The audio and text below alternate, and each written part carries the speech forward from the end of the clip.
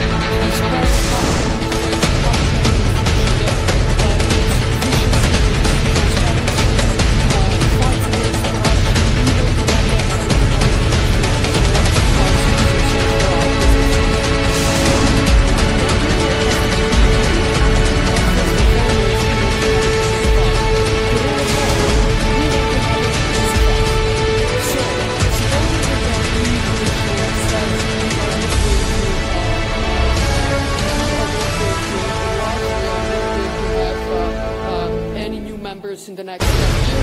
I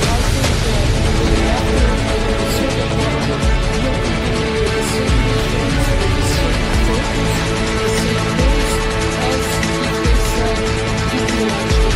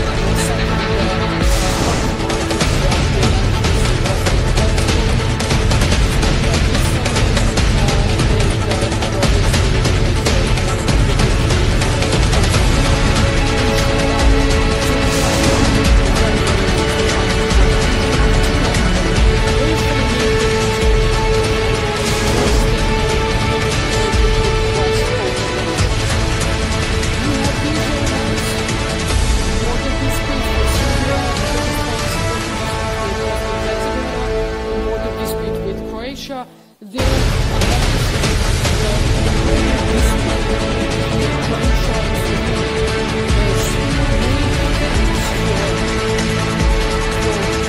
markets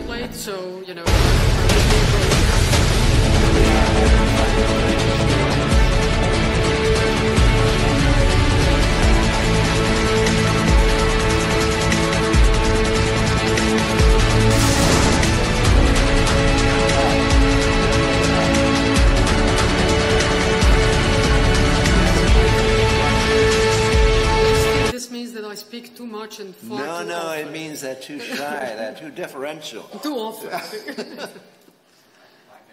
Cloudflare. I work in the internet industry.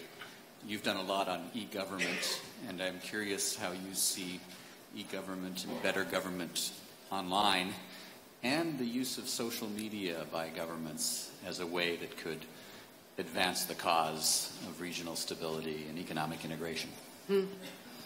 Yes, that's one of my key priorities, I have to say. You know, I often say, you know, our response to efficiency, transparency, and fight against corruption is e-government. That is my, you know, that is almost my universal response to these things. Because I think e-government really just is a tool that increases transparency of the government and makes life much, much easier across the board to all the citizens, those that that will use electronic services, as well as those that will not use electronic services and feel more comfortable doing things the old-fashioned way, because these queues, you know, will be, you know, there will be fewer people there because more people will do stuff from their home or from their office. So I place a lot of emphasis. I really do believe this is going to be a game changer for the administration, the quality of life of people in Serbia. We've had to start from scratch. Almost nothing has been done. So the basic registries weren't there. We are just building the basic registries now. We have just on the we are just starting now on the 8th of October the public discussion on one of the most important ones, that citizen registry. You know, we've been introducing e-payments, we're now introducing electronic archiving and so on and so forth. But I'll give you an example of fight against corruption. Our construction permitting process was a lengthy procedure, very difficult procedure. It was one of the most corrupt processes in Serbia, because you had to pass through all of these little steps. You had to go you know, to take your papers down to the, you know, to public enterprises, to local governments, to the ministries, to provincial government, whatnot. And so this is one of the first processes that we made fully electronic, with a huge support from USA. Then I see Ambassador Scott there, but also huge support from German embassy and German people through GIZ. That has become the most efficient, the most transparent process, and we actually completely erased corruption there because it's fully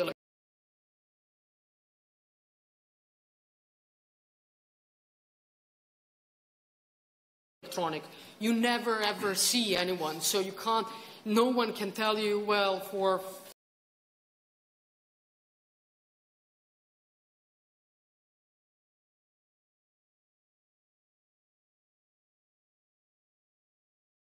€50 or €100, your paper will be here instead of here.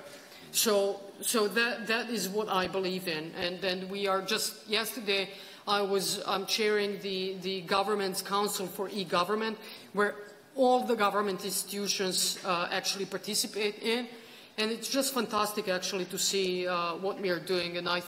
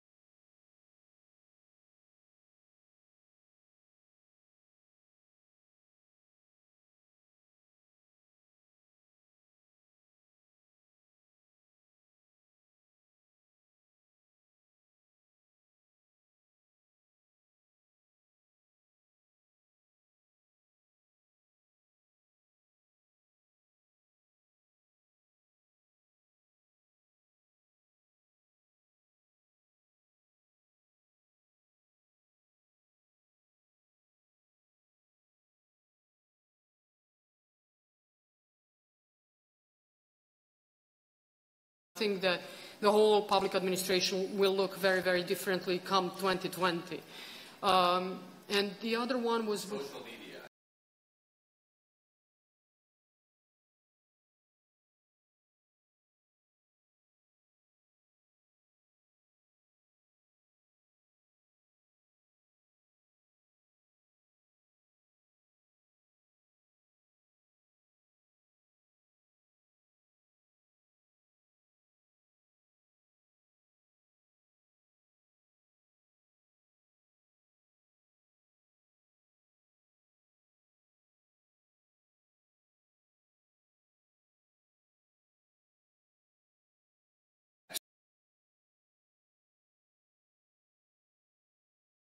Do you worry about cybersecurity, about hacking? And obviously, I mean, the British government has just accused Russia, the GRU, of being behind so many different incidents and attacks recently. And Russia, obviously, allegedly had a role in Montenegro, Ukraine, etc. I mean, this presumably is a concern.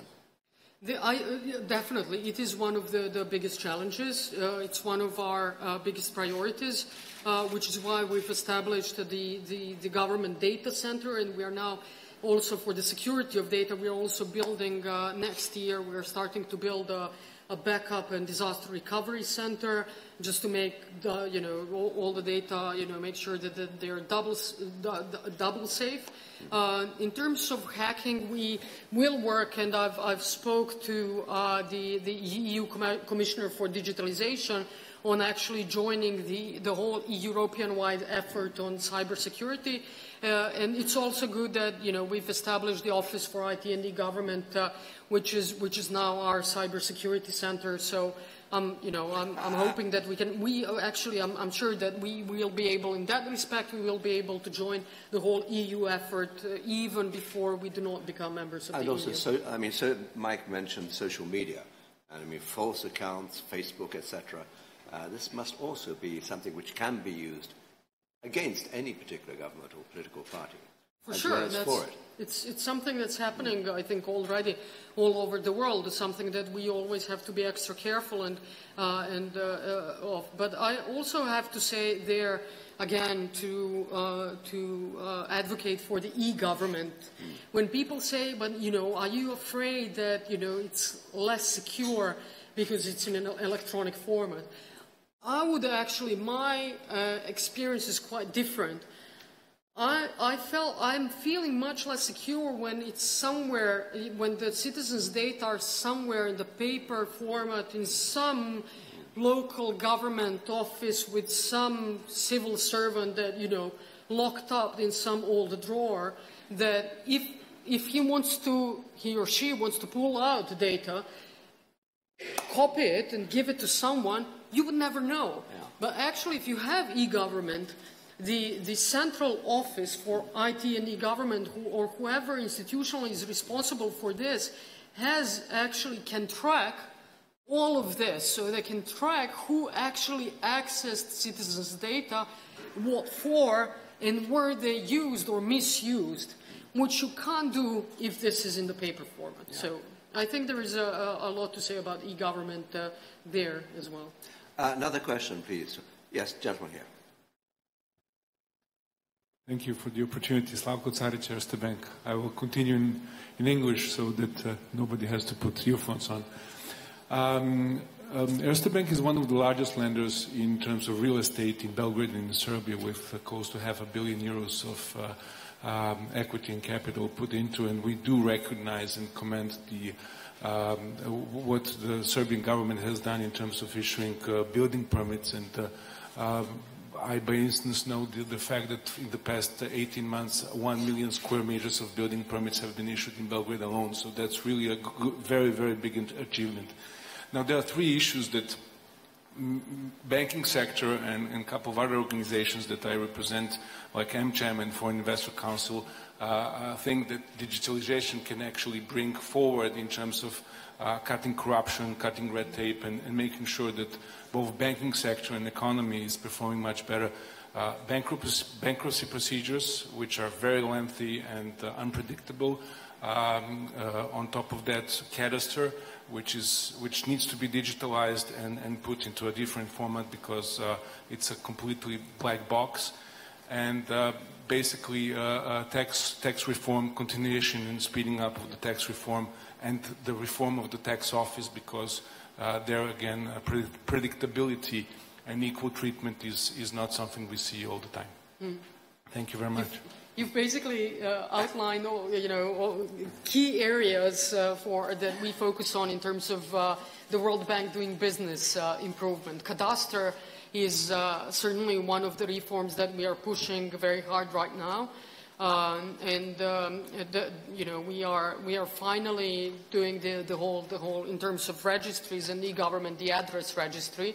It was unbelievable to me that when we started all of this effort, for example, that more than 50% of the citizens of Serbia do not have the right addresses, adequate addresses. They either live in streets with no name, which were not recently built, but in the past 20 years, or in the house without any number, especially in the villages in Serbia. You basically have a village and that's it. And the post office actually knows people by family, and then they, but it's crazy when you look at it and you think, okay, if I want to have an e-government or if I want to check the cadastre, where do I start? There was nowhere to start. So that's why with the cadastre we went into the whole reform, which we need to finalize by the end of this year. Also, we've introduced this. The notaries are now communicating directly to cadastre. I was supposed to promote this reform already in September. We are still resolving some of the issues. It's working in practice, but we are resolving some of the issues. So I think we will, by beginning of next year, see a very different cadastre in Serbia. Finally, tax administration. I just had a meeting with IMF yesterday. It's one of the key focuses of our new project with IMF. We are separating core from non-core activities in order to make tax administration more efficient and also to increase the capacity of tax administration. Extremely important, so we are working on that. And the bankruptcy law we just changed. I have to admit we did not go all the way in that reform. There is still a lot outstanding in that we will have to deal with in 2019. Let me take, I think you have to go quite soon. Let me take one more question if there is one. Gentleman there.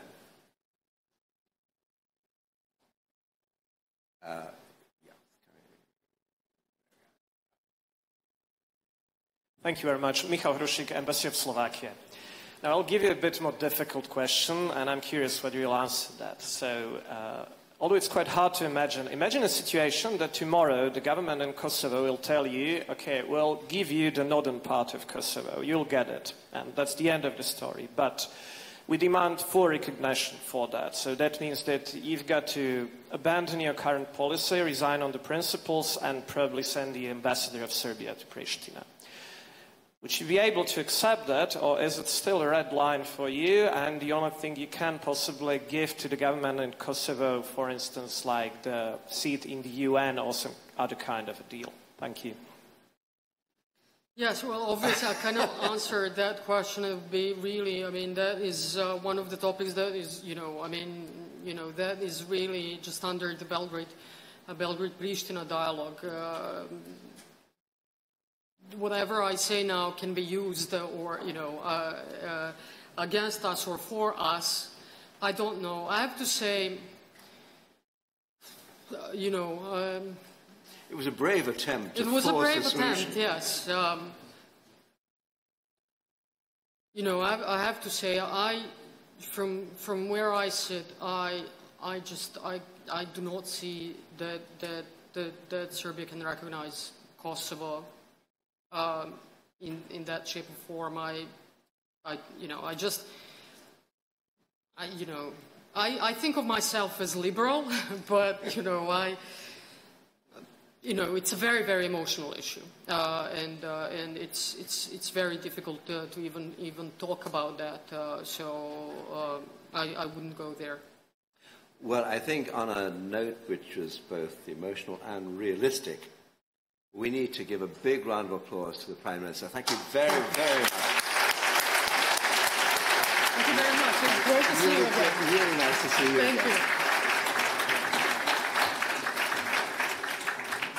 I think that's really very good. Thank you very much, Anna.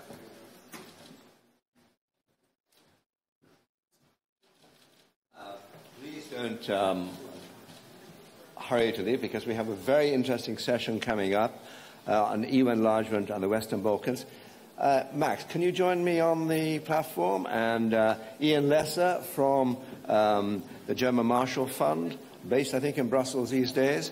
Jadranka Joksimovic, the Minister for European Integration in Serbia. Liliana Pavlova, Minister for the Bulgarian presidency of the Council of the EU in 2018. George Koumoutsakos, Shadow Minister of Foreign Affairs for Neo Demokratia in Greece. And last but not least, Sem Fabrizi, Ambassador and Head of the Delegation of the European Union to the Republic of Serbia. And I think we are all there. And let me remind you that today goes straight through, and we will end crack of 5 o'clock, so that we can then have a drink, followed by dinner at 7.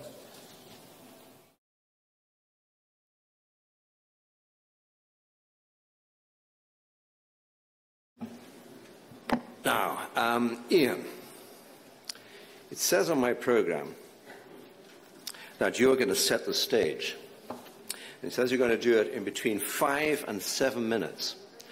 Now, we do not today have a countdown clock, but I'm relying upon you as being, you know, a good-hearted guy, and you'll stick to the rules. So if every now and then I look at my watch, it means I'm just checking the time. I say that to you because it's really a warning to everybody else. Ian, after you. Thank you, John. I don't take it personally at all, really. Besides, Americans always stick to the rules, right? Well, I mean, the first point I would make, and I'll just really make 3 to you, is that the Prime Minister said some things, especially I think very much at the outset of her remarks, that are really my first point, which is to say that in the context of what we're talking about, the prospects for European integration, I don't think necessarily membership, but European integration and regional stability go hand in hand, in my view. It may be more about convergence than about membership, at least in the near term to the medium term, but these things are intimately connected. And I think they're connected not just from the point of view of regional interests here, although that's obviously true, but also I think for the European Union, going through an immense time of change. Obviously, I sit in Brussels as an American observer there, but an immense time of change. You know, for so many years, the European Union's foreign policy was enlargement. And if you don't have that on the table... Pushed by us, the Brits, just as we now decide to leave. Well, there are multiple ironies in this, but I think that's true. And so the question is, if the European Union aspires to a more active role, not only in the neighborhood, but globally, it seems to me you have to be doing something, if not directly on the enlargement front, at least on the integration front. So that's extremely important. I also think, and I'll come back to this just at the very end, that it's extremely important from a transatlantic perspective as well, because the United States, NATO, when it's not our agenda item, but NATO also is a stakeholder in what happens on this front. Absolutely. But what kind of EU is this going to be? And I know you began to speak about this earlier. You know, is it a looser, multi-speed sort of Europe in which this region can more easily fit? Is it a region of core, is it a Europe of core values, which has another kind of utility in terms of the trajectory of this region? Is it a strategic Europe that aspires to a much greater role, as I say? I mean, it seems to be on all of these fronts, the continuity of European engagement in the Western Balkans is absolutely critical. But let's be a little honest.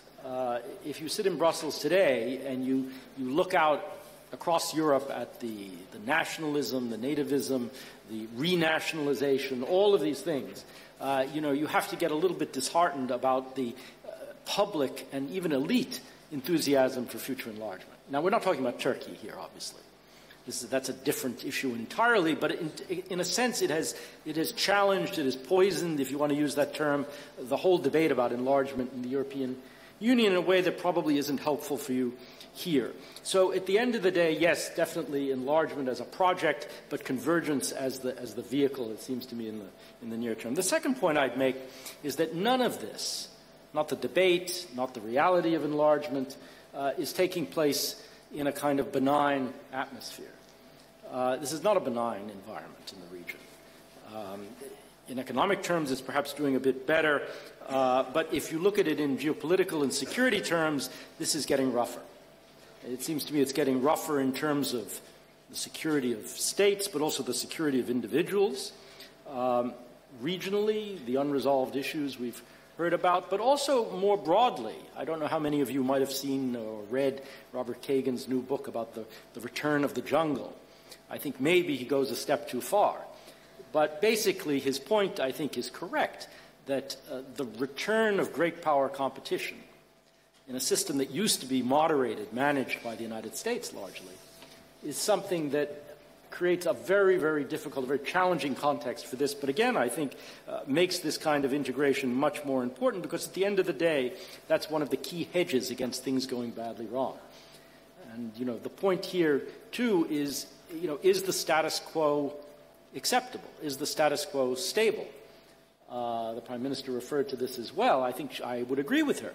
The status quo is not stable. The status quo is not necessarily acceptable. And therefore, from my point of view, unofficial point of view, it seems to me that the initiatives, whether it's on the Macedonia Fyrom name issue or whether it's between Serbia and Kosovo, these are risks worth taking. There's a big debate about this, of course, but it seems to me that if it's embedded in a bigger process of integration, the risks are somewhat ameliorated. And I think that's a very important point as well. And then finally, let me just say a word about the transatlantic context for this, because I think it really matters, in fact. Will the U.S. remain focused on this region? Yes, I think the U.S. will remain focused on this region. I think the U.S. has been focused on this region. Are we the drivers of developments in this region in a way that arguably we were 10 or 20 years ago? No, we're not. And I think if you look across successive American administrations, it's not just this administration, but the Obama administration and before that the Bush administration, there was a desire, frankly, to see Europe take the lead in this region. And I think under this administration today, probably that's even reinforced. So I think while you'll see the United States be supportive of enlargement as a prospect of integration, of convergence, we're not going to drive it. It's going to be the European Union. Allow me a final thought, because next month will be the 100th anniversary of the end of the First World War. This is obviously, that was an event at the start of the First World War and its end that shaped this region dramatically. But there's a lesson embedded in this, it seems to me, about risks and stability, which is that we cannot be complacent about stability, about the order. In 1914, the world went from, at least as far as great powers were concerned, not in this region, but went, as far as great powers were concerned, from predictable stability to a complete chaos in a period of weeks. And I think that was at a time when we'd all agree things moved more slowly. So let me end with that, John. Perfect timing. Liliana, the floor is yours. Hello, good afternoon to all of you. Thank you very much for being again together as our great event we had in Sofia as a part of Bulgarian presidency, which was really very much focused on Western Balkans, European prosperity, integration and connectivity. For us, it was really a high priority to have this specific topic of European integration, European enlargement as a long-term objective, back on the agenda, high on the agenda. And I should be very honest with you, then when we decided to have this priority, it was 2 years already, almost 2 years ago. It was not very popular. No one at that in 2016, 2017 was even keen on having this topic on the agenda, discussing this perspective, or even having it put at the highest level of the discussion. Everyone was afraid of speaking on enlargement, on neighborhood policy from the perspective of enlargement. With all the efforts, I believe Bulgaria and we all in the region made throughout these processes, formal and informal, with the support of the initiatives like the Berlin process and all the initiatives which are available in the different formats, I believe we've managed to have this topic not only as a priority of the Bulgarian presidency of the Council of EU, which was the first half of this year, but it is really now already admitted as a top and high priority back on the agenda, and now it is I should say, a popular topic on which we are all concentrated, and now really the will and the question is how. The question is not whether or, but the question is how, and this is the positive momentum. So I really believe that this is a positive momentum on which we have to concentrate, and we should not miss that momentum, even though there are many challenges. As we heard the Prime Minister of Serbia excellent speech, there are many challenges, specifically political challenges in that region, and difficult dialogues which are ongoing, and challenges like in the Republic of Macedonia, forthcoming election in Bosnia and Herzegovina, and they have to be followed very, very intensively and very carefully, and we have to support those processes. But in meanwhile, what we have agreed in Sofia, during Sofia's summit, and as a result of it, the declaration of Sofia and Sofia agenda, and definitely we need to follow up on that, is to work on the other two dimensions of this process, in addition to the political commitment and to the political agenda. One is connectivity agenda, and the other one is economic development and this kind of agenda, which have to be really, we have to concentrate our efforts, because and this is in line specifically with the global goal and objective we all have, because we are all speaking of peace, security, stability in the region. But in order to achieve this, we need to work for the prosperity of the region. The best way to show something specific, something concrete to our citizens, is to provide them better connectivity, better links between the countries and the cities in the region, and better links of the region with the EU on one side, and to give and to promote really the economic prosperity of the region, because there is a great potential. We just have to unlock this potential, and we have to support the region's development, competitiveness, to be really on track, following the standards not only of good governance and rule of law on one side, but really to be up to date with the digital transformation, fourth industrial revolution, and really to be up to date. And this is where we have to concentrate our efforts if we want the region to be successful and stable, because we don't have to look on each and every country. It has its own positive stories to share, but if we unite our efforts, then the region will be stronger, and then we will have an easier way to justify that Europe needs Balkans equally as Balkans really need Europe.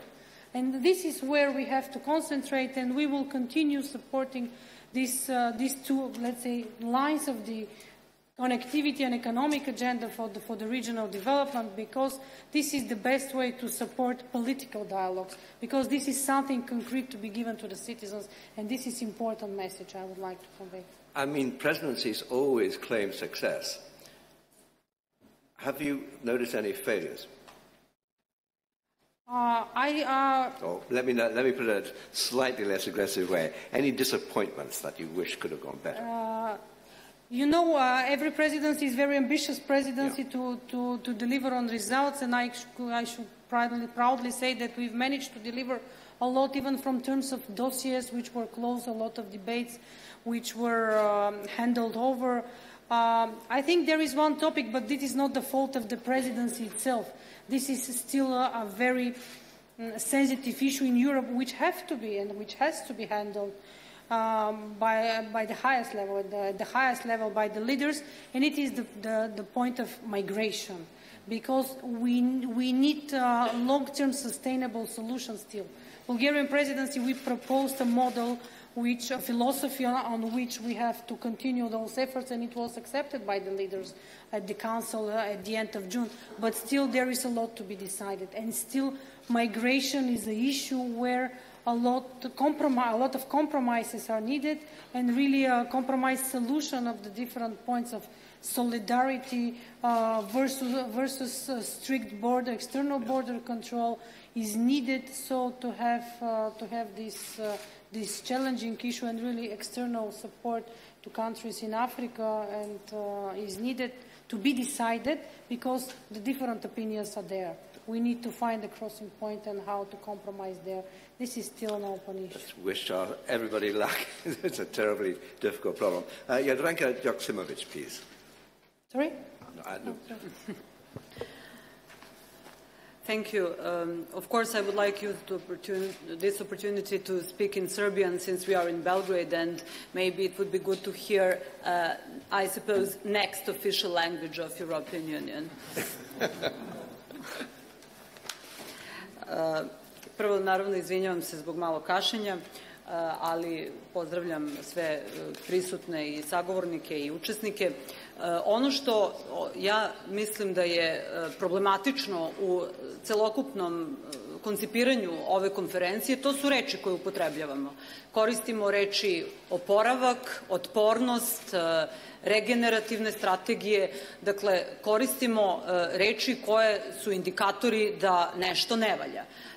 Da li samo na Zapadnom Balkanu i Jugoistočnoj Evropi ili u samoj Evropskoj uniji. To je početno dobro stanje kada identifikujete problem i priznate da imate problem. I mi na Zapadnom Balkanu, kako nas nazivaju, iako sam ja uvek sklonija da koristim izraz Jugoistočna Evropa, zato što mislim da je obuhvatniji i smisleniji, ali istovremeno i da Evropska unija prizna da takođe postoje stvari zbog kojih mora da razvija svoju regenerativnu strategiju i strategiju otpornosti. Ono što mislim da je ovu godinu obeležilo i što mislim da je dobra podloga za iduću 2019. godinu, to su dve, ja bih rekla, matične politike, jedna došla sa strane Evropske unije, druga sa strane, da kažem, zemalja kandidata koje su u procesu pridruživanja. Pre svega, kredibilna strategija proširenja je zapravo, koja je promovisana od strane Evropske komisije koja je promovisana od strane Evropske komisije u februaru ove godine i koju je ovde promovisao predsjednik Evropske komisije Jean-Claude Juncker. Mislim da je zapravo u suštini regenerativna strategija Evropske unije sa naglaskom na jednu od najboljih politika koja je najviše doprinosila u prošlosti regeneraciji Evropske unije, a to jeste politika proširenja.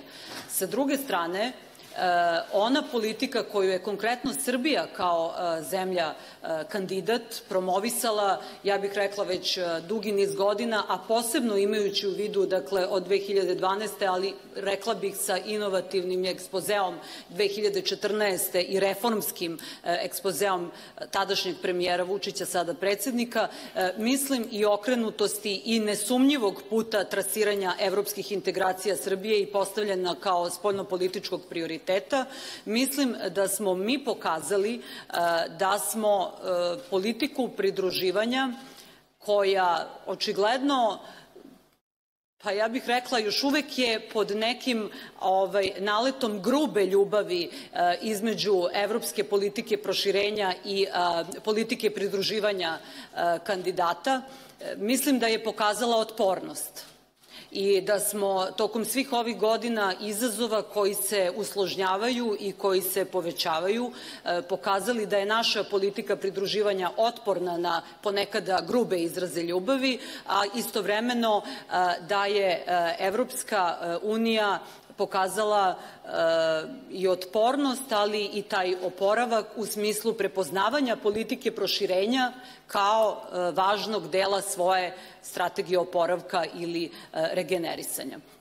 Ja mislim da je to jako dobra osnova za 2019. godinu koja bi mogla da postane godina u kojoj smo svi sumirali gde smo, koje su nam mogućnosti, koji su problemi i da u okviru, ja bih rekla, nečega što bi bilo spregnuto delovanje i unutar same zemlje kandidata, u ovom slučaju Srbije, ali naravno i u okviru Evropske unije, u okviru ciljeva održivog razvoja Ujedinjenih nacija 2030, koji su 2016. postali deo političkog okvira Evropske unije i imajući u vidu činjenicu da se pregovori vode o svim onim temama koje su i teme pre svega ciljeva održivog razvoja i agende 2030, možemo da pokažemo da je ovaj region, dakle region Jugoistočne Evrope, inovativno smeo, da je možda Srbija tu, ja bih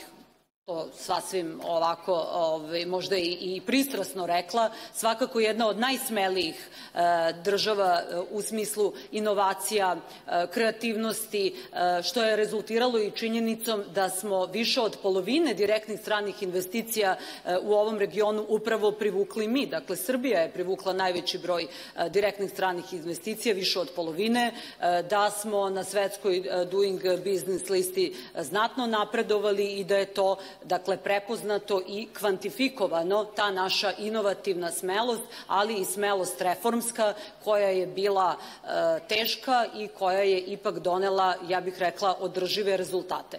Prema tome, otpornost, oporavak, to su reči koje, kako sam već rekla, indukuju i zahtevaju od nas da tražimo rešenja. Ja mislim da smo otpornost u naletima, ja ću to ponoviti jer ja ne znam kako drugačije to da nazovem, te grube ljubavi iz Evropske unije prema politici pridruživanja i politici proširenja, da smo se izborili sa tim i moram da kažem da smo rešeni da nastavimo dalje na tom putu, iako sam sigurna da se mnogi možda i ne raduju, dakle ne samo iz političkih razloga, već dakle politike proširenja, već iz nekih možda regionalnih razloga, ne raduju uvek uspešnoj i naprednoj Srbiji, ali eto, mi smo rešeni da bez frustracija nastavimo dalje. Još jedna stvar koju bih jako volela da naglasim, to je da regenerativna strategija i strategija oporavka se možda najbolje pokazala na primjeru Srbije.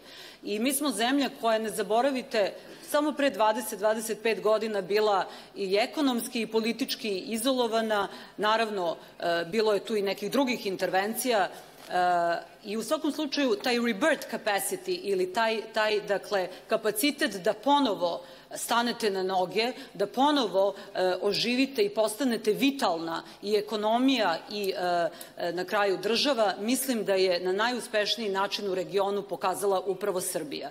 I ja verujem da to prepoznaju i u Evropskoj uniji, a naravno da se to prepoznaje i među građanima Srbije, što mislim da je jako važno, a tome je, ja bih rekla, ključni doprinos zaista dala i politika, dakle, evropske integracije Srbije koja se sprovodi. Ono što takođe samo želim da prokomentarišem, jer verujem da će i to biti jedna od tema, to je taj večiti politički impuls koji stiže iz Evropske unije, kako Evropska unija ne želi da uvozi probleme i otprilike Evropska unija je sve probleme zapravo uvezla. Ja mislim da je Evropska unija pokazala da je itekako sposobna da sama generiše unutar sebe probleme i prema tome nije uvek najsrećnija poruka i najbolje objašnjenje da nećete da uvozite neke političke probleme, pošto ih je Evropska unija dobro produkovala unutar same sebe. Mi smo partneri u ovom procesu, mi smo, dakle, kandidat koji je dobrovoljno ušao u proces evropskih integracija. Evropske integracije su susret dve političke volje. S jedne strane Evropske unije i s druge strane zemlje kandidata. Prema tome, to je partnerski proces u kojem jedan od partnera ima obaveze, procedure, dakle, razne standarde i kriterijume koje u različitim oblastima treba da usvoji za sopstvenu korist i za sopstvenu dobrobit, ali i da bi bio funkcionalan deo jedne, nadamo se, funkcionalne zajednice i ekonomske, pa donekle i političke i bezbednosne. I u tom smislu mislim da će Evropska unija tek prepoznati potencijale jedne smele i inovativne jugoistočne Evrope i smele i inovativne Srbije. Kad kažem smele, ja to uvek govorim u smislu inovacija, kreativnosti, onoga što jeste reformski put i da će svakako prepoznati da je to jedan od najvećih potencijala rasta i održivog razvoja u smislu ovih ciljeva o kojima smo govorili, ciljeva održivog razvoja cele Evrope. Thank you very much indeed, Minister. And now it's my pleasure to ask George Koumoutsakos, the Shadow Minister of Foreign Affairs from Greece, and doubtless, well, who knows, after the next election in Greece, possibly the Minister for Foreign Affairs. Thank you very much. The floor is yours. Thank you very much for your encouraging words. Well, I don't want to take a side on this. I'm neutral, but either way I'm satisfied. Despite the fact that were very encouraging words. Thank you. No? Okay. Thank you very much to the organizers for having me here today. It is indeed a very timely event. We are at a critical juncture for both EU and the Western Balkans. The Western Balkans is a very sensitive region, a region that is overcoming the devastating legacy of war and conflict, a region that has suffered internal political instability, bilateral disputes, border issues, and nationalism. The weak rule of law, economic stagnation and organized crime are additional challenges that the governments of the region are faced with. But at the same time, the EU multinational crisis, multidimensional crisis, both at the institutional and economic level, has slowed down the process by which it sought to integrate the Balkan states in its family and help them towards good governance, respect of fundamental rights, and the strengthened rule of law. This weakening of the European perspective meant that the EU could not influence developments in the Western Balkans to the extent it did before the crisis occurred. Simultaneously, it has opened up space in the region for Europe's competitors. Other countries have been trying to take advantage of the weakness of the Western Balkan countries, but as well as of the slowing down of the accession process. And they try to establish their influence in the area. To put it in different words, when Europe leaves, nationalism, frictions, and tensions are back. But challenges are also present opportunities. The recent migration and refugee crisis is just one example that makes the case for deepening cooperation in addressing common challenges.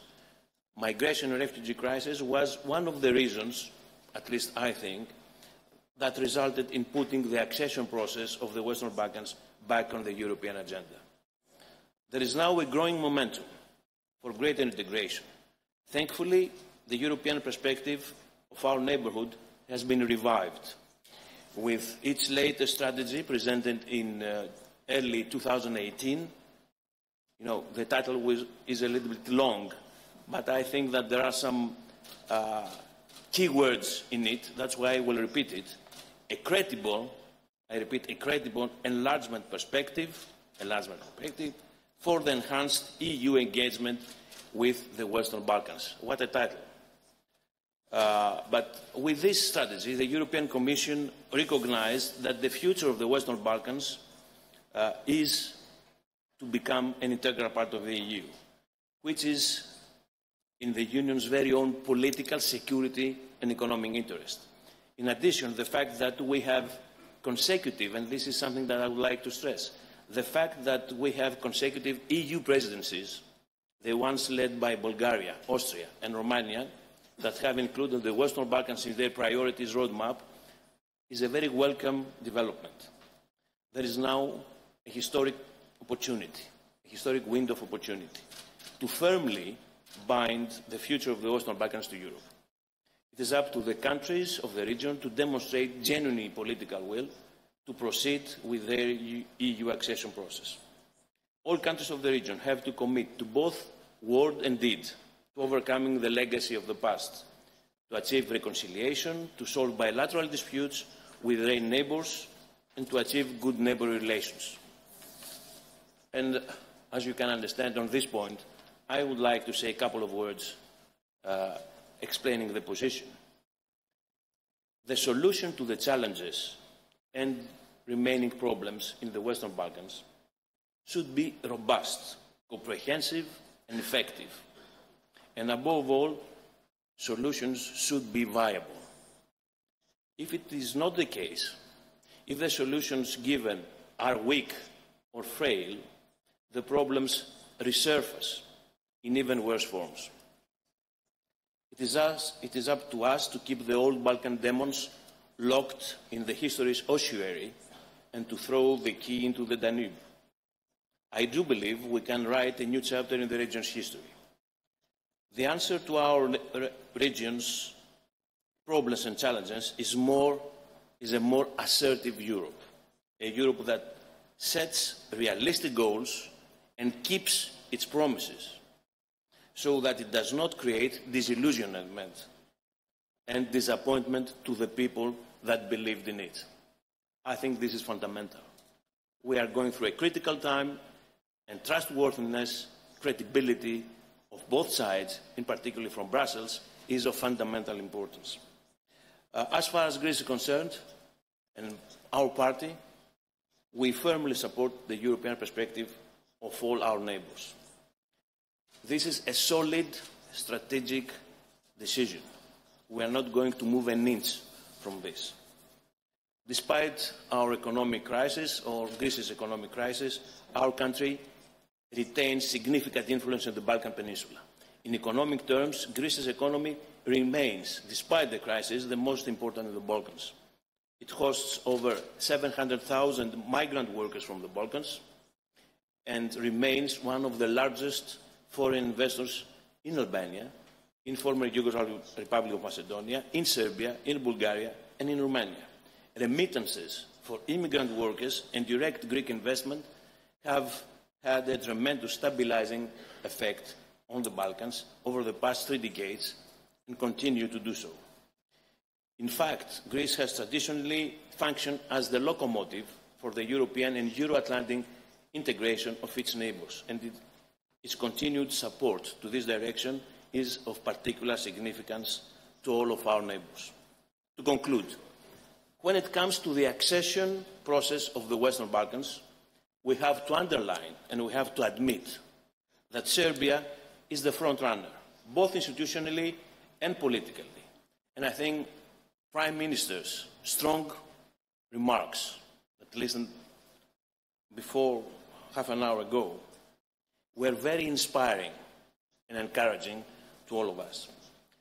And of course, we will give our full support to Serbia to continue towards its European path in a more strengthened and rapid way. Serbia and the Western Balkans are already European. We share interests and many challenges, and we can share a common future inside our European Union. If we are to welcome the Western Balkans to the EU family, reforms are required. Hard work is necessary, but have no worries. Working together, we can make it happen. Thank you. Yurgis Christopouli, thank you very much indeed. And I must also congratulate you on using the word ossuary. I think that is the first time I've heard that word in any speech, in any panel here. So classicists amongst us will be very proud of you. Thank you. And last but definitely not least, Sem Fabrizi, the EU ambassador to Serbia. Well, thank you very much, and I will make as much as I can use of the speakers who preceded me to try to be even more concise. I will make basically three points. The first one is that from a policy point of view, enlargement is back on the focus of the European Union. And I think we are a clear and solid understanding of where the future of the region is. And this future place is the European Union. So we work on a non-status quo scenario to reply to your question. And certainly this year, 2018, is a big window of opportunity ahead of us. The second point is enlargement is a process, and the path to arrive to an enlargement is as much important as the ultimate objective. And the third point, it will be the role that Serbia plays in this regional endeavor. So first point, enlargement is back. I think 2018 has been quite a busy year for all of us, and the Western Balkan strategy, I won't go through all the long title, but thank you for mentioning, has been certainly a building block. And I think it's worth sometimes use and read this policy paper. There's some good work in there, and I think especially from the European Union point of view, enlargement in the Western Balkan is considered a geostrategic investment for a political, security, economic interest underpinned by values. This has been the message that the Commission has been brought to the table in February. Thanks to the Bulgarian presidency, we had a big summit in Sofia, which was the first after 15 years. The last one was on Balkans, was in Thessaloniki in 2003, and that one has been an additional step to clarify where we both were coming from. I agree with the Minister, is in a spirit of partnership we work on this, but certainly the idea of communities of ideas, community of values, community of interest has somehow renewed a bond between the EU and this region, and certainly has defined a parameter, sort of a framework in which we understand where we're going, we understand the difficulties we have, we know where the knots are, but also where the opportunities are and what we want to do afterwards. So if we look at in the past only 4 months, has been an eventful, let's say, summer. In June, we had a good European Council with some clear indication of the possibility to open the negotiation with 2 more countries in the next year. There's been an historical agreement on naming issue. There's been an increased sense that Brussels is a pull factor, but certainly if the whole country in the region push themselves, this pull factor and push factor can work at the same time. Certainly complacency is out of place, but certainly we saw a process in motion, as difficult it is, but I think the important is to recognize the progress we're doing and remain focused, and I think we all first speak to ourselves. I think President Juncker, in his speech of the State of the Union in September, he said to his fellow European colleagues, said, we must find unity when it comes to the Western Balkans, so that a memento for us to remain focused. The second element that I said, enlargement, is as important as an objective as the path to get it there. And I think we all know that at the end of the day we will be better off. This has been proved in a number of enlargements that we had in the past. More prosperity, access to an unparalleled space of justice and democracy, leveraging the strength of the single market, have access to funds, and for the EU certainly will be enriched by new energies, new ideas, and a whole new geostrategic dimension on our southern eastern flank.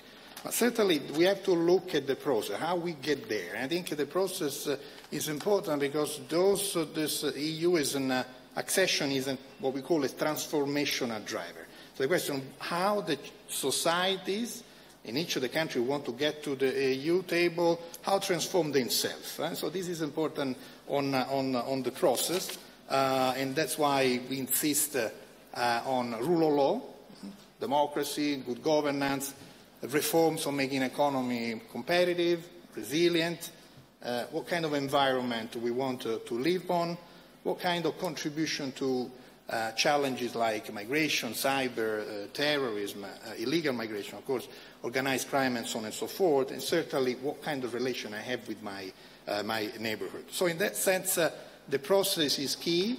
For us, in our terminology, is merit-based, which means there are not shortcuts. So in a sense, this work is needed to do there. But certainly the EU is always happy to work alongside the country.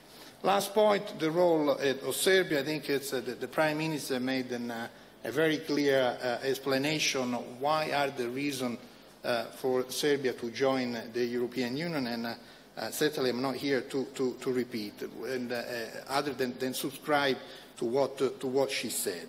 Third, the process is in the motion.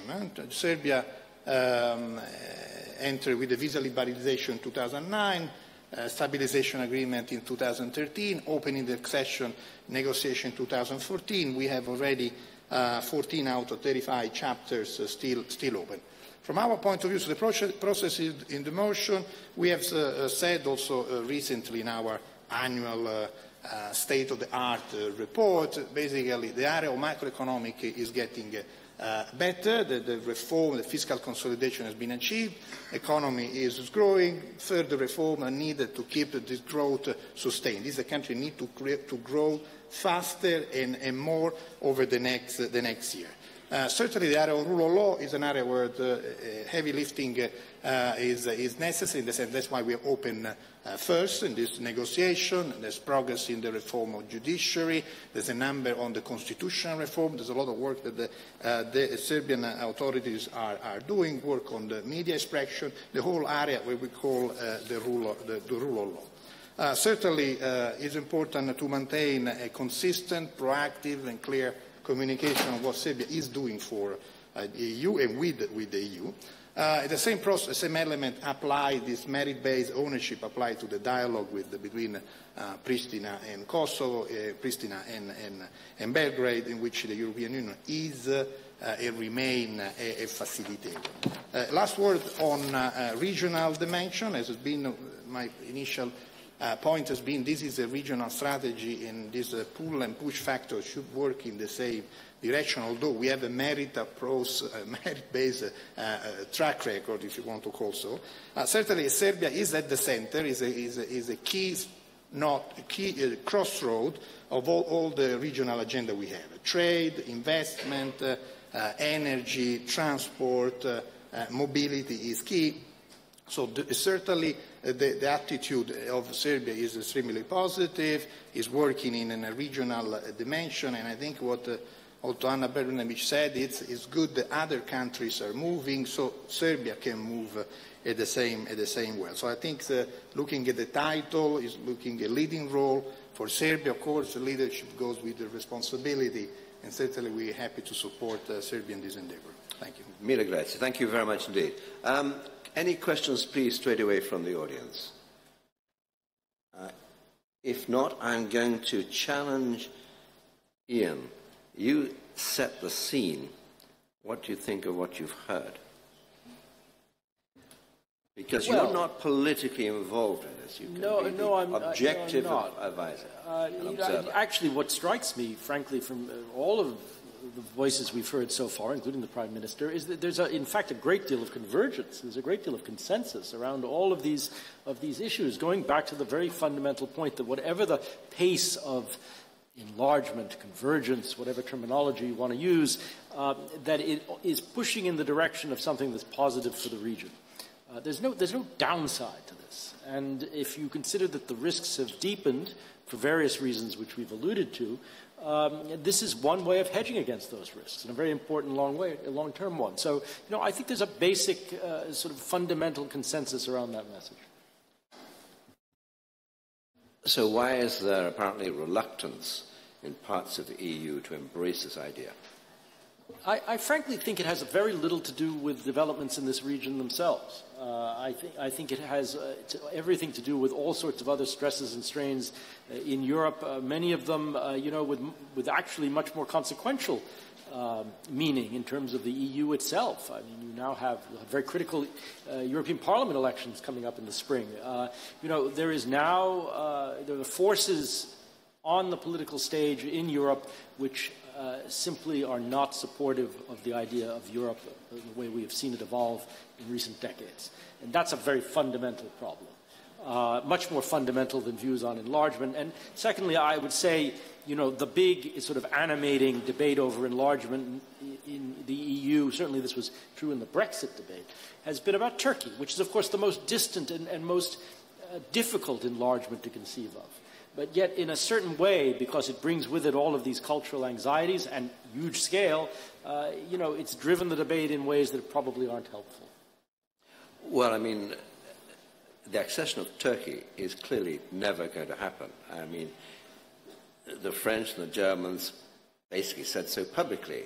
The Austrians will say the same, etc. I mean, it was actually a shameful part of the Brexit debate that many of the Brexiteers, the Leavers, actually hinted, they said it was going to happen, unless, I mean, that's by the by, and perhaps Dennis Keefe and so on will talk about that afterwards. But I'm intrigued, you danced around the question, it seemed to me, of Hungary and Poland by not naming them. Am I right to say that? Yes. Well, but that's not the end of the problem. I mean, I think it's deeper than that. Just as an observer in Brussels, I mean, there are political voices in core Europe who are raising far more difficult problems, in a sense, on the populist right, to an extent on the left as well. This sort of consensus around where Europe is going has become pretty rough and pretty frayed. And I don't think that helps the process at all. So, yes, you're right to point to those examples, but they're not the only ones. But Jadranka Joksimovic argued that the European Union is responsible for making its own problems, and it shouldn't object to bringing in other problems. But why add to problems you already have? The more problems, the worse, surely. Thank you. First of all, I just want to intervene briefly on what has been said. First of all, it was like laughing about Turkey as a candidate country. Okay, I would just like then to see European Union respecting their own procedures. If there is a candidate status of some country, then it should be clear if that country has European perspective or doesn't have. So that's first thing. Second thing is, and now it's not only about Turkey. No, speaking about principles, instruments, procedures, and some kind of rules in process of the European integration. The second thing, it was mentioned only Hungary.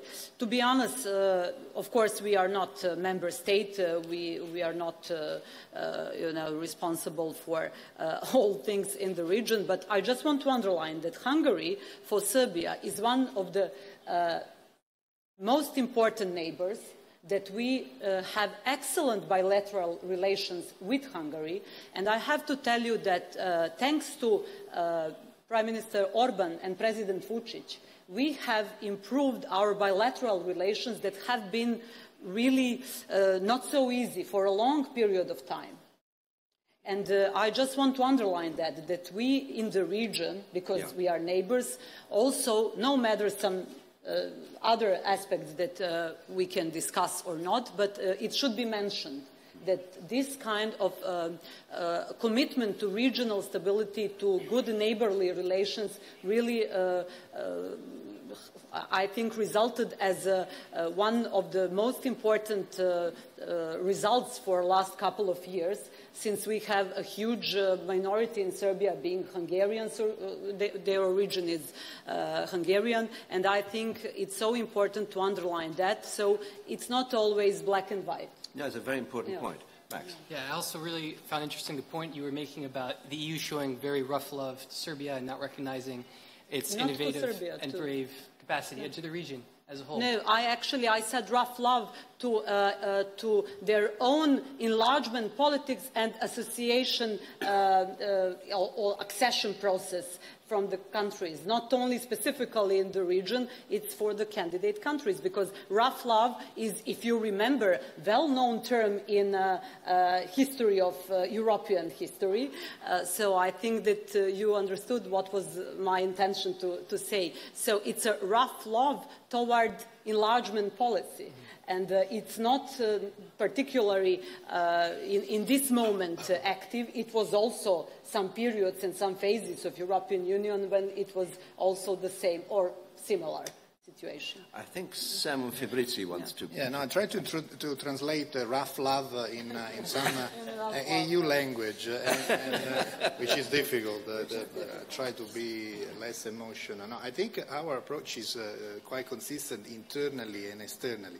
We work on a basic axis, which is responsibility versus solidarity.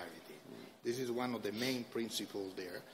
So in that sense, we are not pretending to be naive and opening the club to members who are not ready or not willing to join the club.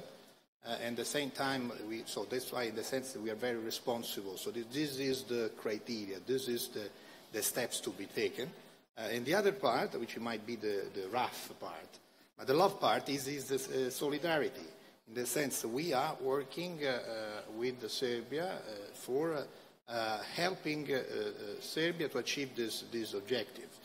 The brutal numbers, sometimes again I'm probably brutal on this, brutal in the sense sometimes the number give us also the sense of the magnitude of our efforts. Also we are in an economic environment here. In the past 15 years, European taxpayers put 4 billion euro in grants, non-repayable money, to help Serbia to progress.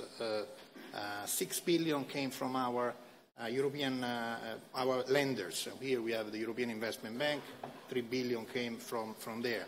The member states of the European Union have invested 7 billion euro in terms of investment by company here. So in the sense it's not a Samaritan solidarity, but it's a trust.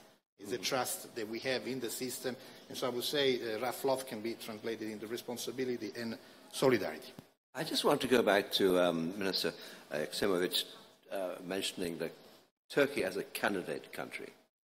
Now, the only candidate country whose candidature has been formally eliminated has been Morocco. I mean, it seems to me inconceivable that Turkey will ever be a member of the EU, not least because I'm not sure that Turkey under Erdogan actually would want to be a member of the EU. So maybe there should be more sort of honesty about this.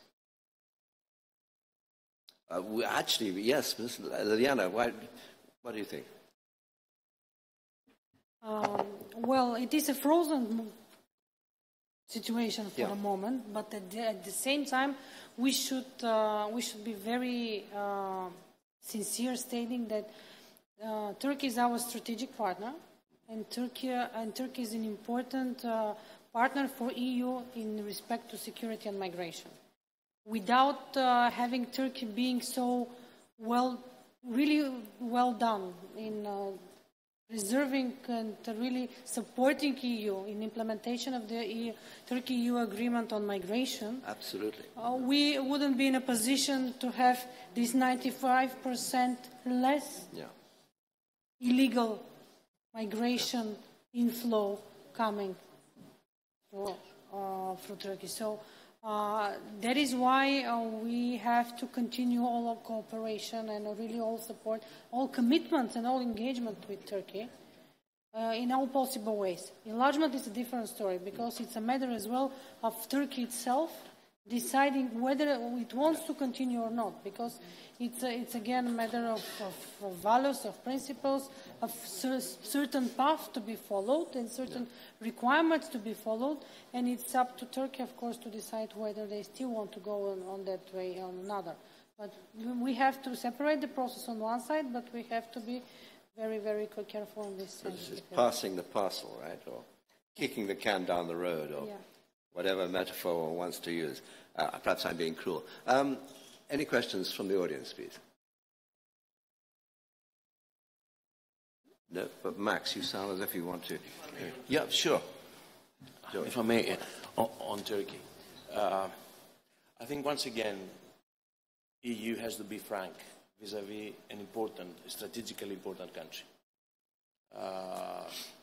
We raised expectations in the beginning, and then in the middle of the road, we realized that we cannot fulfill these expectations. And this creates frustration. It is difficult for Ankara to understand where its perspective, European perspective, stands right now.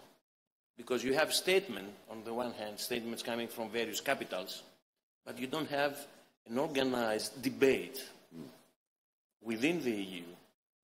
What do we want to do with Turkey? Because you need a consensual decision. Do we keep the accession process open but in deep freeze? Or do we have to look for a new kind of relationship? But this should come as a decision, not through statements from Paris, from London, from Austria, from Greece. Actually, as far as we're concerned, we believe that we should not alienate Turkey. We need a positive agenda on the table, and to clear the horizon so that Ankara knows where it stands. So when you say we should not alienate Ankara, what would your policy be? I mean, if you were if you were foreign minister next year or whenever the next election in Greece is, what would your idea be? I think that we need to work very much on our economic relations, EU-Turkey relations. So it's sort of a partnership, association agreement, which already exists. Probably this is the domain, the field that we need to work harder. So but on the other hand, we have to recognize, and I want to be very open and frank on this, that Turkey has entered a phase of his history of de-Westernization. Turkey is becoming, to us it was always a difficult neighbor, but now it's becoming more and more unpredictable. And this is a new state of affairs. So that's why both sides need to come together and discuss thoroughly and sincerely what is happening, what both parties want. Probably you remember that I think it was 8 years ago that EU introduced in the requirements and prerequisites for the accession the absorption capacity, which was not one of the criteria at the beginning of the accession process for many countries. So the absorption capacity is something that has to do with the European Union itself. Can we absorb a new entry? If you take into consideration the situation that we are in the European Union right now, I think the absorption capacity is limited. I don't know for how long. Although it's presumably a lot easier to digest the quite small populations and economies of the Western Balkans. Pretty difficult, if not impossible, to digest 80 million strong Turkey. But Ian, you were desperate to get in. No, I mean, excuse me, really. I really think it's important to underline something interesting that happened during this panel. This panel is dedicated to the Western Balkans. Yeah.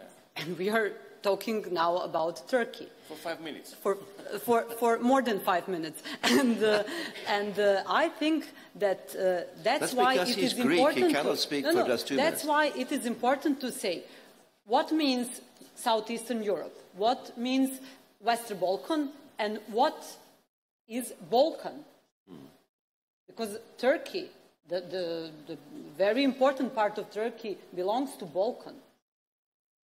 That's why I always insist to have a clear distinction between, do we have, Southern Balkan or the Eastern Balkan or Northern Balkan. So Western Balkan is a syntagm. I'm not sure that it is always, I don't know, it's always understandable why we created this Western Balkan region. I would say it is Southeastern Europe. But, of course, it's something that has been used for some time, and everyone now is using that by inertia. So, I think that it is important to talk about Turkey, but more important thing is to talk about Western Balkans. Fair enough. Fair enough. Ian. No, I mean, I would simply agree. I think you're using the right terminology when you're talking about Southeastern Europe. In fact, you know, it makes the point very well that the influences on the geopolitics and the geoeconomics of the Balkans are in fact far broader than they might have been in the past. And, you know, Turkey is one very large and very uncertain actor in this, and there's probably a reason why we've spent so much time talking about it. Frankly, my own view is that Europe winds up eventually in something that, you know, Chancellor Merkel called privileged partnership. You maybe have to think of a different term for it because that's not going to work. But you also have to take a very long view, it seems to me. I mean, Turkey, whether it was the Ottoman Empire or modern Turkey, has probably been converging with Europe for hundreds of years in fits and starts. And we may be in a position of a down period now, as you say. I would agree with that. But it just reinforces the point that it's convergence. It's all about convergence. It's not so much about membership, but convergence. Yeah, I think, I mean, to defend the way the panel went, I think the reason that we actually got into Turkey was simply what Ian brought up at the beginning, which is which George just brought. So the feeling about what sort of enlargement, what is the appetite for enlargement, and actually the potential of Turkey as a partner. There's one reason why you have this feeling, which obviously then affects Southeastern Europe. Max? I think the other point that was brought up by a lot of the panelists and also by the EU and its new strategy for the Balkans is this idea of connectivity, and that you also mentioned as well. And I think that the connectivity for the Western Balkans is very different than connectivity between the EU and Turkey, and those are two completely different entities. And I just want to ask you, Minister, about your connectivity agenda for Southeastern Europe, because in my experience, I lived in northwestern Bulgaria, for example. Exchanges between citizens, even across the border, were few and far between. I lived with a lot of people who had never been to Serbia, from Bulgaria, for example. And so connectivity is this kind of thing that sounds really good, but in practical terms, how do we make that happen?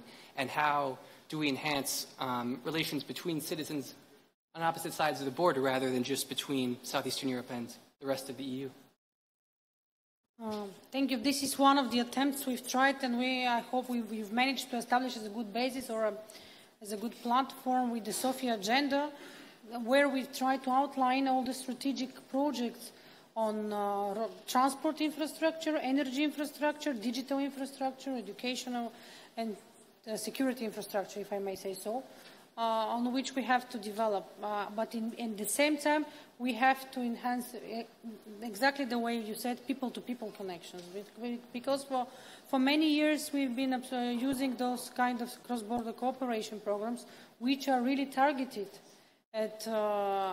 in supporting this kind of people-to-people relations at the local, smaller cities and municipalities and villages, really working more closely together, but there is still more to come. And we see in the next multi-annual financial framework, there is an increased neighborhood policy. And this is something we highly support, because we believe this is a good way, and because I saw that there are many representatives here from the international financial institutions. So our proposal was, and that is why we brought to our summit as well international financial institutions.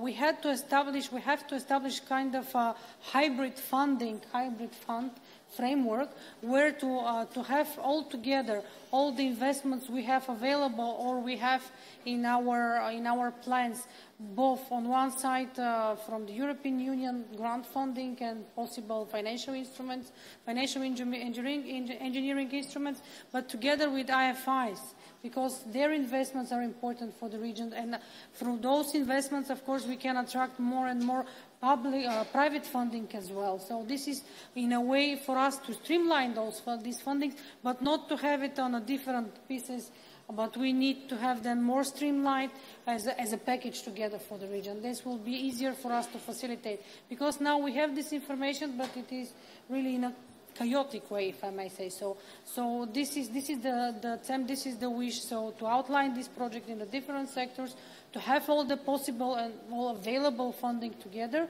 so to streamline the financing in a more efficient way, if I may say so. Sempre Brizzi. Yeah, no, a quick word on connectivity is certainly is an important part. The way we see is a building block, in the sense that the region need to be connected in the different soft connectivity, hard connectivity, and there should be this regional work should be building block towards the big prize, which is connected finally this region to the EU. So our two processes, they are not are complementary but not exclusive, and certainly the more the region integrates itself, the much will be easier to be along the big corridor of the EU, on the digital agenda of the EU, on the energy agenda of the EU. So we have a big work done already in the EU that we need to bring into this region. The more the region do its own homework at the regional level, the easier it will be to integrate for us in the many, many aspects. Yeah, sure. Sentence, it's really, in 21st century, we in the Balkans, we are not connected through direct, neither air links or roads. We have nothing. We are not connected.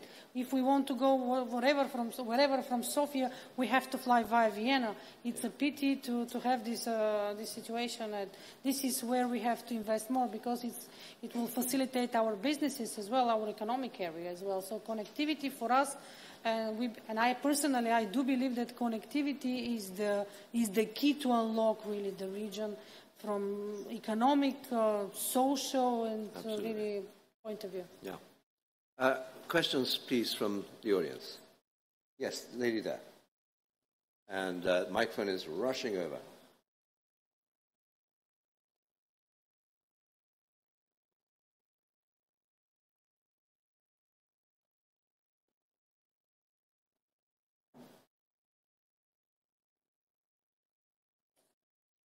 My name is Gül Sarıgül. I'm the political counselor of Turkish Embassy. And yeah, I think I deserve to say. First of all,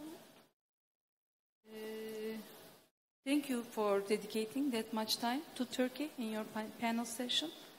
That is normal, because we are a part of Western Balkans. We are a part of Southeastern Europe, both geographically, historically, culturally. There is no debate about that. And I also would like to thank to Minister Pavlova and Shadow Minister Kamutasokos, representing our precious neighbors in the region. That is true. We have an excellent strategic partnership with Bulgaria, and we appreciate that Greece is supporting our EU process, EU membership process. I also would like to give an answer to Mr. Lambertson's remark, saying that Turkey cannot be an alternative to EU in the Balkans. This is not a correct analogy, or correct observation to us. Because we have been supporting the EU Atlantic integration process of our Western Balkan neighbors. We consider them neighbors. We have great relations with Serbia. Although we don't have a common border, we consider Serbia a neighbor. And we support from the outset, we supported their EU Atlantic integration. And our strategic foreign policy priority of integration with EU has never changed. This has been underlined by our President Erdogan many times. We are seriously working on it. Despite all the challenges, as everybody knows, the security challenges, economical challenges we're facing, we are in a region of hot conflicts, surrounded by risky regions. We're struggling with terrorism from different forms of it, and also we are struggling with migration, disordered migration, more than every other country in the world, maybe nowadays in the region. And that is true that the irregular immigrants were reduced to 90% is because of Turkey. Turkey's cooperation with EU.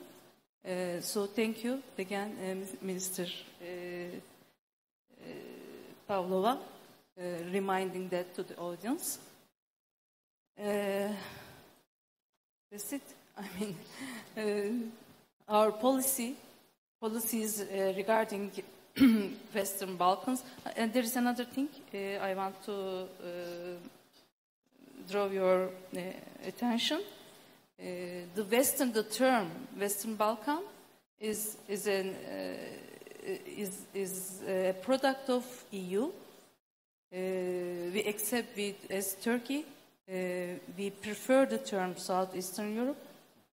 That is an artificial term, trying to differentiate the countries of Balkans which are not part of EU. Whatever the term is used, we are part of both of the terms. Thank you. Teşekkür, thank you very much indeed. Actually, you'll notice that the title of this is the EU Southeast Europe Summit, so I think that satisfies one complaint. I think my point earlier was that the EU, not as an EU policy, but various government leaders in the EU. I was thinking of President Sarkozy of France at the time, declared straightforwardly that they would veto any accession of Turkey. That's simply what he said. At the same time, I think, understandably, Turkey has felt very disappointed and angered by the attitude of the EU, of EU member states, let me phrase it that way, over the past few years. And you see the obvious tensions now between Turkey and Germany, where President Erdogan going to Germany and so on, and arrests of various people, both countries. So that was my point. I think, well, let me not go further. I think I'm just describing reality, but I understand your position. And I think one problem for Turkey is that if you go back to the start of the President Erdogan's era, the Erdogan era, you had Ahmet Davutoglu saying the policy of no problems with the neighbours, and sadly there have been lots of problems with the neighbours. I'm not talking about Europe, but I'm talking about Syria, etc., and Israel. So thank you very much, Teşekkür. Sorry, we've got talking about Turkey again. Any other questions? Because we only have 2 more minutes left before this policy. And Nektaria, you're saying no, but it says here on my program, 16:15. And I look at my watch all the time. It says on my program, 16:15.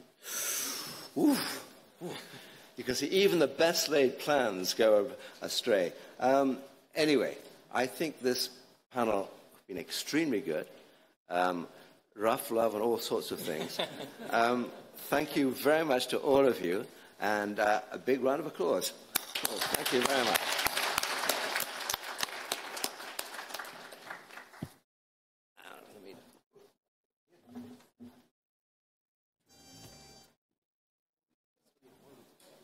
While everybody moves from the podium, could I ask, we've got 2 important keynote addresses.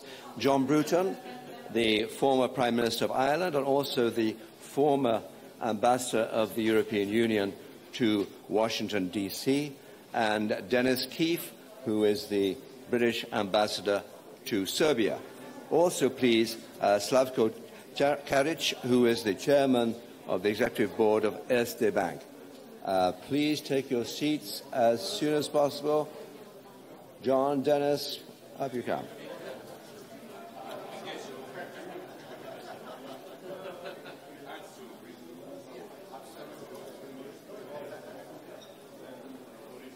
Gentlemen, there we are. By the way, if you are all watching very carefully at the TV screen when the Prime Minister was talking,